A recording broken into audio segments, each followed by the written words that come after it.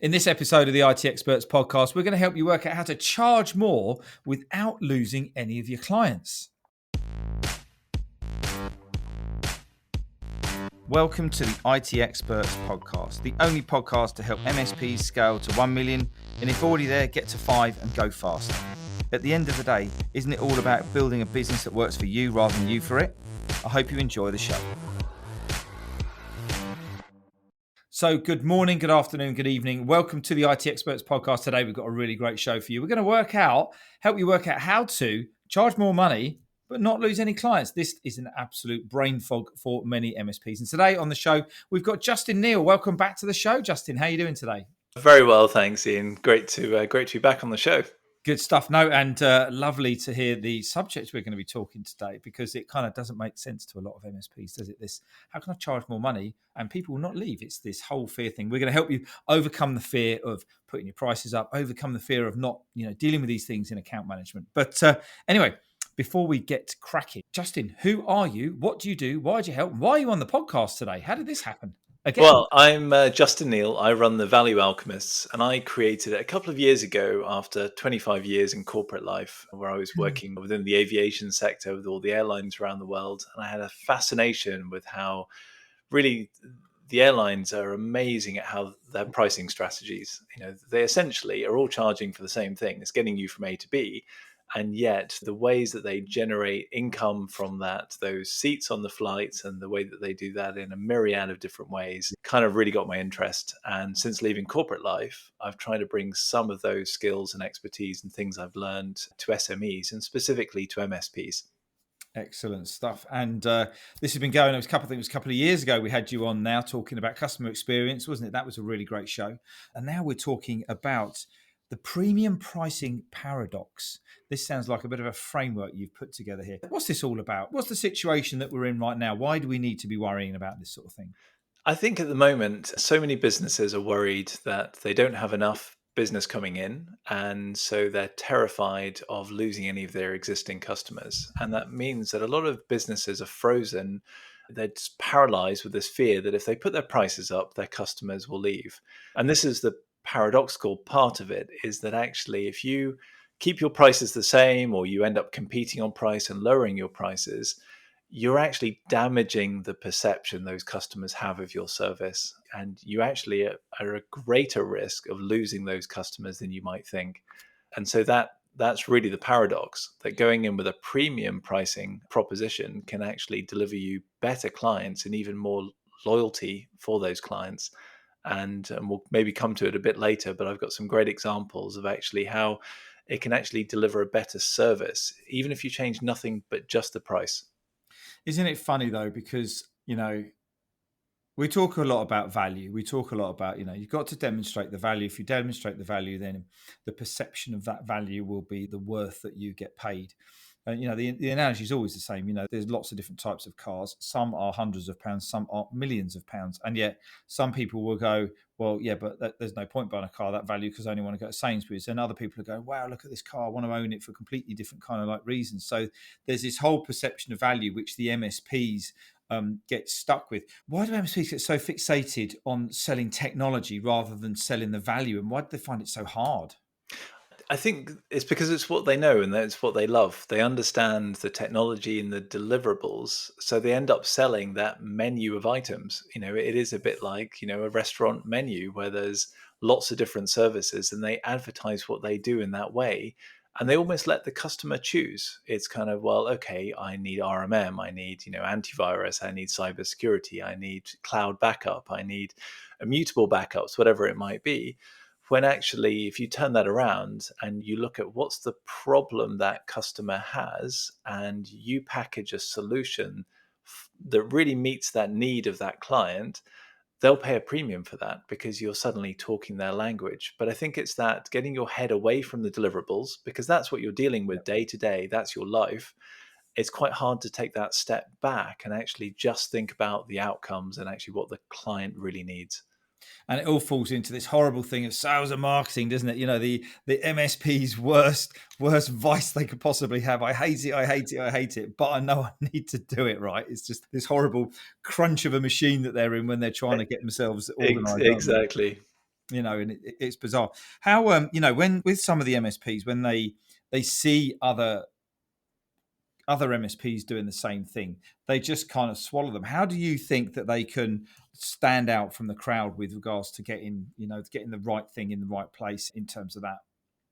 I think the first thing is to really understand, which customers you want to serve. And we always talk about niching down in terms of finding your ideal customer. But the reality is you have to find those customers that you can solve a real problem for.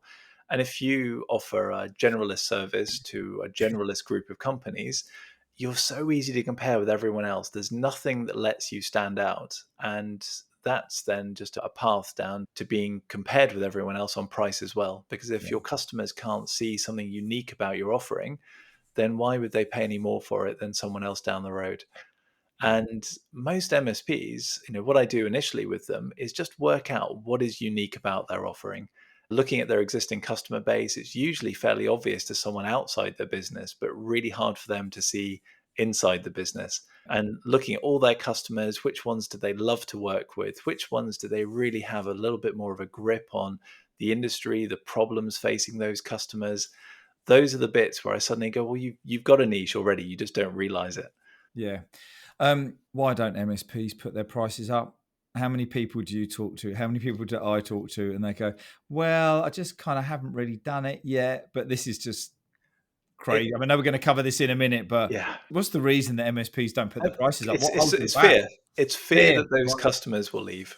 And I think, I've worked with MSPs that have not put their prices up in 2 years, 3 years, and one was even 5 years. And I Yeah. met a supplier to the MSPs who hadn't put their prices up in 10 years. Oh my gosh. And that fear is always going to be that I'll lose all my customers. And it all depends how you communicate. So if you're going to communicate a price increase, you can get away with a small price increase with pretty poor communication. But if you want to go for a much more significant price increase, let's say 15, 20, Yeah. 25%, you've really got to pivot to talking about value. What have you already delivered and what are you going to deliver?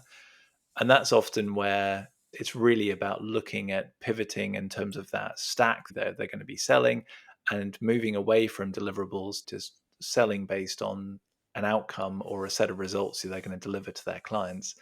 And if you position it well, typically you'll lose less than 3% of your customers with any well managed Mhm. price increase. And they're always the ones that are the most price sensitive, the ones you hate to work with, and I always model it so that we estimate which customers we go through, score them, which ones are Yeah. going to be the most price sensitive, Yeah. which ones are at risk, and you model the price increase so that you don't run a risk of ruining the business. And then once they've gone through that first wave of customers, they put the prices up, and there's zero pushback. They go, oh, I know, we should have charged a bit more. Yeah, you do that. And then the ones who do kick off about it, well, you probably weren't making any money out of them anyway, but that's a whole nother podcast talking about profitability and all of that kind of stuff anyway. But Absolutely. right, let's get into the meat and the bones. What is the premium pricing paradox? What's this concept all about, Jason?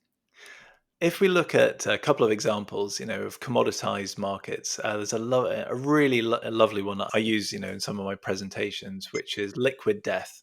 I don't know if you've heard of it.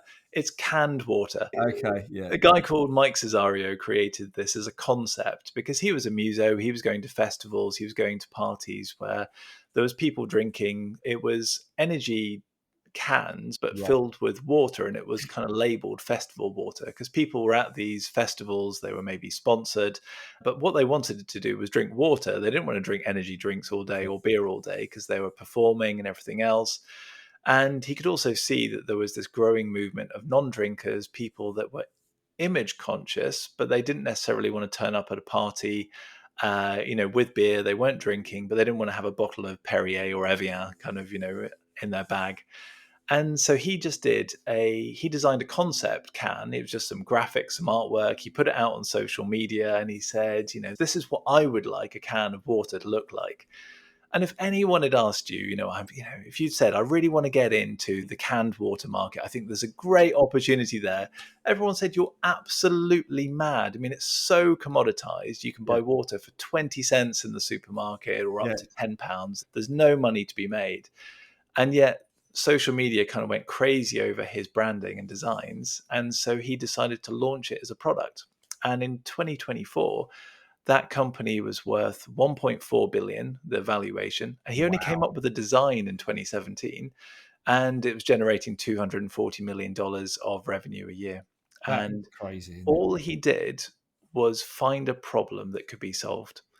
Yeah. And Yeah. immediately he could charge beer prices for canned water. And there's nothing special about the water. He's been on a podcast. They said, "Is there anything special about your water?" He said, "No, I source it from the same place everyone else does." The tap. And it was just still water initially. And he only moved into sparkling water and flavored water later. And I think that's really the key. But the paradox bit's kind of interesting. There was another experiment that I reference quite a lot. A guy called Dan Early. He was a teacher, and whenever his students complained of having a headache, he would give them an aspirin. And some days he'd say, "Oh, I'm afraid I've only got the budget aspirin. It's like 10 cents a tablet. Here you go." And he'd say, later on, "Oh, is your headache better?" And 65% of the people taking the budget aspirin said, "Yeah, yeah, my headache's gone. Thank you." Other days, when someone asked, he would give them the premium branded aspirin or the pain relief. And he said, Yeah. "Well, you're lucky. You got the good stuff today. It's £2 a tablet." And 85% of the students reported their headaches were improved after taking it. And the kicker was, all of them were placebos. Yeah. He Love it. couldn't actually give, I was pain going to relief. say, this doesn't sound like a very good, a good thing to do in a It school. wasn't ethical, but there is something about the fact that people believed they were getting the premium product. They Yeah. went into the experience expecting the outcome to be better. Yeah. Yeah. And if you look at any two products on the shelf, let's say you go into any supermarket today, you've got the own branded pain relief, Yeah. 30 pence, for the aspirin, ibuprofen, whatever it is, the Boots own brand or the Mhm. Co-op own brand. Or you can buy Nurofen for £4 a packet. It's exactly the same product, same active ingredients, no difference. But if you're in pain and you go in, you've got a back pain, you've got a really bad headache, which one are you going to choose? Yeah. You're most likely going to choose the premium one because you have a problem and you don't want to take the risk of going with the cheapest solution. Yeah. And yet they're probably exactly the same product. They're exactly the same. Which is the craziest thing. Oh, it all goes back to that perceived value, doesn't it, at the end? Perceived value, and it's the same with MSPs. So if you're operating as an MSP to a generalist, we support sort of any SME with their IT needs. You're just like the own brand pain relief on the shelf. And if you Love then it. pivot that and you really sort of say, actually, what we do is, we enable 100% uptime for your manufacturing business because we understand how much any downtime costs you. That's a very different message. And I think that's where, finding your niche, working out how to Yeah. pivot and charging a significant premium actually means you're much more likely to not just be selected, but also to have, of course, way higher margins and profitability. If scaling your MSP is your goal, but you're not sure which road to take, then you'll really want to get hold of the MSP Growth Guide. It's the shortcut most MSPs wish they had much earlier on to work out what the right support is for them. Even better, if you like meeting up in person, why not come to join us at one of our live events? See the system, meet the people, get inspired, get to kick the tires and see exactly what we get up to at the Growth Hub. So, details are on the show notes below. Go have a look, click and come and join us, and we look forward to seeing you another time. But let's get back to the show. Thanks, Stuart. So how do we help the MSPs to become more confident in putting their prices up or assessing which prices they need to do? How do they approach this? What's the most logical step in your view? So I love customer scoring. So it's something you can do both with your existing customer base and to pre-qualify new customers. So subjectively, everyone has an opinion over what makes a good customer or what makes a bad customer. But customer scoring takes away a lot of that subjectivity and makes it more of a quantifiable process. So you go through your customer base, your existing customers, and you actually look at, okay, well, who's got the highest customer lifetime value? Who do we really like working with? As in, who do we like Yeah, very communicating key with? point. Yeah. And you come up with 4 or 5 different factors, but they're really a measure of who are your best customers. And you'll see a pattern in there somewhere. And it's usually the ones where you really understand their business, you understand their issues, you add value to their business. And they're quite often the customers who, when they're making a change in their business, are coming to you as an MSP to say, oh, do you know, we're thinking about this. Can you help and make sure that, you know, we're going to get this right first time? And once you've narrowed that down, you realize you've already got a niche. You just didn't realize it. And you can then use that to say, okay, well, how do we now attract more of those? And so you come up with a very similar scoring strategy to pre-qualify more customers.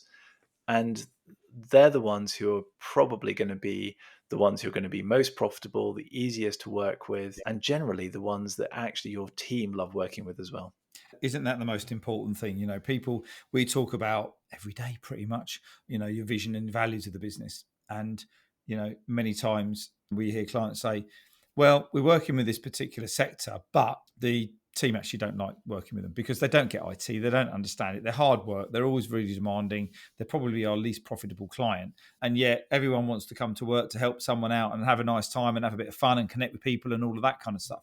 So it's really funny you mentioned the ones that you want to work with, because it's so many times we have conversations in the Growth Hub with clients about, well, how much money you're actually making from that client and how much money is that customer making you?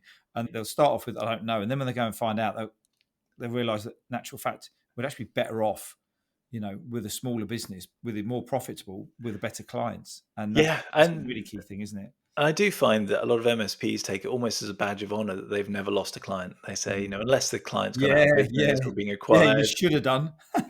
And I think healthy attrition, don't worry about 10, 15% of your customers. You should really be looking at that bottom scoring customers and making some decisions. Do we want to keep them because they're scoring low, and they might be scoring low in a couple of areas, or can we do something about the relationship to actually improve the score? Otherwise, it's probably time to figure out a way to sort of manage them out of the business. Excellent stuff. Right, what else do we need to do kind of when you're deep diving into this and really getting started on it? So a lot of the stuff you've just sort of touched upon is thinking like, well, what is the margins we're making on each of our customers, and simplifying the business? Because if you're going out with a really complicated menu of services and deliverables, you're confusing your clients. You're expecting a business who wants to buy your IT services to understand and prescribe their IT to, for themselves. Actually, your job as an MSP is to look at your customer, look at the problems they're facing, and actually go to them with a proposition of what they need to solve their problem. And I think once you get into that mentality of really thinking about it from the customer's perspective, everything kind of changes, because all of a sudden you're talking their language. You're talking not about the deliverables, you're talking about the problems you're going to solve and the return on investment it's going to bring your clients. And once you can sort of start looking at it that way, it's a no-brainer, because quite often as an MSP, you will be saving your clients money one way or another, because you'll be protecting their business from cyber attacks. You'll be ensuring uptime of their services. You'll be, making sure that their staff are more productive through all of the services that you provide. The key is not to have a basic kind of generalist set of services and deliverables that you let the customer choose. You need to have that conversation and just solve a problem for them. So my sort of main message is just ask the right questions. Try and find out exactly what problems your customer has, and then prescribe them with a solution that meets those needs. Love it. And it's as simple as that, isn't it?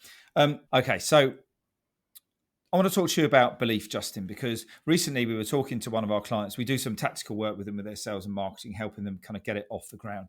And this one client, she had an event the next day. And I said to her, what's your KPIs? What's your targets? What does a good event look like? And she goes, well, it's to probably get some phone numbers and all of this sort of stuff. I said, whoa, hang on a minute, stop. I said, do you believe that what you do is really going to add value to your client? It's going to help them in their business. It's going to help them do stuff more efficiently, more profitably, and in line with your business purpose. And she looked at me and paused, and you don't need to say anything after the pause, really, apart from the fact of I maybe don't. Well, you've got to believe in your product. I mean, you've got to believe in the service that you do. And until you get that belief, I think that the sales can be really quite hard. What's your kind of view on building that belief and that, we are the people to solve your problems, and to really have that depth of confidence, I guess. Yeah, it's that self-confidence, isn't it, to do it. Most MSPs are solving problems for their clients all the time, but they just don't know that they are. Yes. And they don't ask the questions. Yeah. And I think that's where a lot of the ways that an MSP works with the clients is very transactional. So the client raises a ticket, they respond, good job, and they might present some monthly or quarterly metrics to show what they've been doing. But you really get under the skin with the client and you say, okay, where's your business going? What are you doing? How have we really helped you? And why do you like working with us? And you'll find there's a pattern in the answers. And quite often it's, well, actually, you've really enabled us to scale our business because actually before we were hampered by, sort of our IT, and nothing would really work. The answer will be different for every client. But when you start to hear those answers coming back and you realize the value that you're truly delivering, it makes those conversations at a trade show or whatever it might be much, much easier.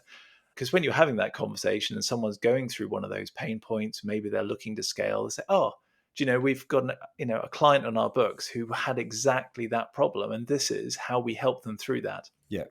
And what an easier conversation to have than, who are you? Oh, I'm an IT service provider and I offer X, Y, and Z. Absolutely. Justin, just a quick question before we start to bring this one in for a bit of a close. Let's talk about customer journey mapping. So, yes, you've got, you're an MSP, you're solving lots of problems for your clients, and they are, coming towards you most of the time with those problems, and then you fix that problem and it goes away, and then something else happens, and then fix a problem that goes away and something happens. But what we really want the MSPs to do is be more proactive, isn't it? So how does an MSP open up that? Maybe it's an account management question. It probably is an account management question, or even that kind of like process about where the customer's at and what problems they can solve them. Because if they can solve a problem proactively, that's going to be even more valuable, isn't it? Yeah, and it's a great question because within a business, you have a life cycle. So you've got all the way from awareness, marketing, sales, through to kind of service delivery and support. But that's just a life cycle. And within that life cycle, you've got dozens of touch points potentially throughout the life cycle. And within each of those, there are many, many customer journeys. And businesses will normally have anywhere from a dozen to even hundreds of individual customer journeys, from how they initially engage with you, signing a contract, getting support. And customer journey mapping is a way to visualize those individual journeys a client takes with you. And often when there is something which happens a number of times, so you're seeing a pattern in the types of things which are coming into maybe the ticket desk, you can look at that as a journey and say, okay, well, why do we have so many queries coming in from all of our customers, or maybe a subset, or maybe even an individual customer? And customer journey mapping is that process of either working as a team internally, or ideally you bring your customer in and you work with them to say, okay, really interesting how you perceive this journey versus how we see it ourselves. And the goal is to make significant, movements in terms of how that journey flows for the customer, so that you're proactive, you're making changes which have a very positive impact on the customer. But of course, that then has efficiencies internally. And this is something which you can use, once you've done it once, you can then apply it to any of the other journeys. And it nearly always results in cost savings, efficiencies, and an improvement in customer satisfaction. Excellent. Justin, thanks ever so much for your time today, not only preparing, but the show again. Absolutely massive golden nuggets there for MSPs to come over this whole pricing, fear of putting your prices up. What's some of the summary points from today's show to share with them? I think the key is stop selling a list of services and deliverables and start selling outcomes. Work out what the problems are that you solve for your clients and just focus on that. Once you get your head around that, everything else is easy. Brilliant stuff. I've got a little surprise for you, Justin. I was on a podcast the other day with Heimdall, and the guy asked me a question, and I'm going to ask you the same question. You do not know what I'm going to say. This is going to be hilarious. This could go one way or the other. Okay. You're just about to go on a spaceship. It's a positive journey that you're going on, but you're not coming back. You're going up the steps, and there's all the MSPs that you've ever worked with standing there waving goodbye. You turn around. What are you going to say to them? What's the one bit of advice you'd give the MSPs? This one isn't too difficult, actually. Put your prices up.